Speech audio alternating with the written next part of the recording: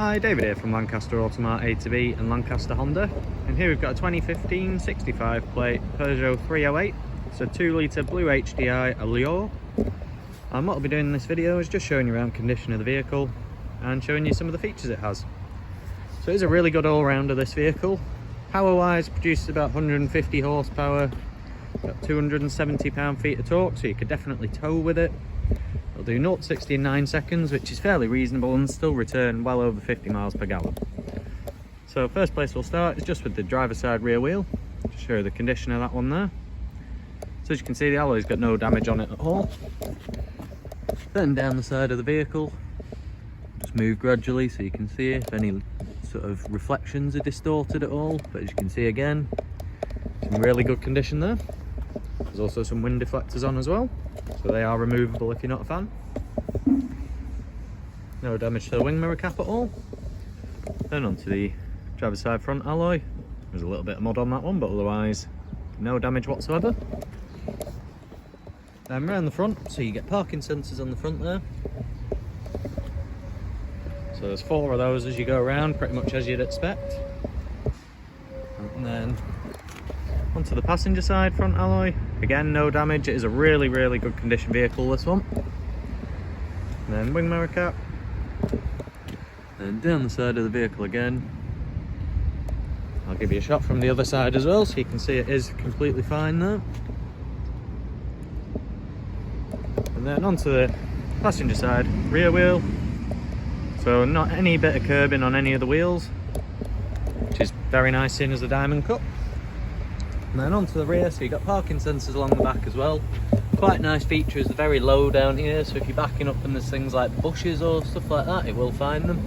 And then there is a sticker there that we are removing. So I'll just pop the boot open. So it has got a boot liner there. And then underneath you do have a spare wheel and a few tools there. So I'll just pop one of the seats down. You can see it doesn't go completely flat, but it does give you quite a lot of space, and you do also have the through loading in the middle there. We'll just shut the boot, look into the rear seats. So again, you can see there is quite a lot of extra room with the seat down. Just pull that seat belt out of the way there, pop the seat back up. And you do get central armrest with 2 cup holders in. And as I said, you do get through loading, so you can pull that down. If you've got fairly long items, you can pop them through there. Otherwise though, in the back, you've just got a little storage area in there, and some very easily accessible ISOFIX points in there. So we'll just hop into the front now. So as you get in, you do get electric windows all around. You do get electric wing mirror adjustment. And then there's a small little panel here, so that's got your button for your alarm on. It's got your vehicle stability assist or traction control, and you've got your eco button. And just while it's up on the dash, mileage there 66,354, which is very reasonable for a 2 litre diesel. So I'll just start the engine now. So you can see as well it starts with no problems at all, and you can also see as well it does have cruise control, this vehicle. And it's also sitting just at the right revs, just under 1000 RPM, just what you want. So down onto the wheel, so you do get a phone button there, a little scroll wheel with which you press in for OK. And over on this side you've got your sort of volume and your source, so this is more your audio settings. Then behind there, if we can get the angle right, just let it focus. So you do get automatic lights, and over on this side you've got automatic wipers. So it does have pretty much everything you need. And then just heading down there is your little store with all your cruise control settings on there, and you've also got a speed limiter as well, so nice and handy.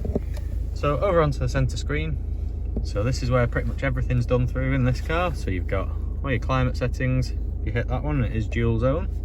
Just underneath you've got the actual vehicle settings. This is where you can turn your parking sensors on and off. Also gives you your trip settings. So right now, saying 279 miles of range, which we're on just under half a tank, so you should be getting 600 miles out of a full tank, and that's based currently on around 50 mile per gallon figures. However, you can definitely get higher than that if you're just sitting on the motorway in it. And then down one again, this is where you're into sort of your more audio settings there. There's a few different ways of going about this. You just hit source and it shows you've got FM, DAB, AM, USB, auxiliary input, Bluetooth. There's always a dedicated iPod one, but it's pretty much just USB nowadays. And then you've got jukebox, which is a Peugeot one of its own. And you do get sat nav in here as well, so that works just as you'd expect, as all sat navs do really. And there's our location, Lund Industrial Estate. Then you've got a settings page, so fairly straightforward. Everything's nicely labelled. Then also got this Peugeot Connect apps. That's this little star symbol here, and then just under that you've got your phone. So you, obviously no telephone connected, but you can search for a device, connect it all up, and that works as you'd expect again. So you do have one solid button there for sort of on and off, so you can turn your volume on and off with that, and obviously adjust it by moving the wheel. So nice to have the solid button for that one. And just a bit further down, we've got some more controls, so you can lock and unlock the vehicle with that one. And then we've got some of your demisters and your hazard light. Then just underneath there, you've got a 12-volt power outlet, and this is your input for the audio. So you've got USB socket there and 3.5mm jack just underneath. Then just coming down from there, you've got a nice 6-speed gearbox, and it's really nice, quite short throws, feels quite precise to use. Got an electronic parking brake behind there, and then one of the more interesting storage units I've seen in any car. So you open it up, it just looks like a cup holder in there. However, this actually moves backwards and out the way there, and then you get quite a bit of space underneath. So it's a bit of a unique storage one, but I suspect most people will leave it with the cup holder there. A little bit more practical. Then you've also got sliding armrest, so if you do sit a bit further forward you can move it, and a little bit of storage underneath that one as well. So it is handy, there's a fair bit of storage, as the glove box isn't the largest, but you can still get something in there on the right hand side. So if there's anything I've not covered in this video, or you'd like a little bit of extra info, don't hesitate to get in contact and we'll see how we can help. Thanks, take care, bye.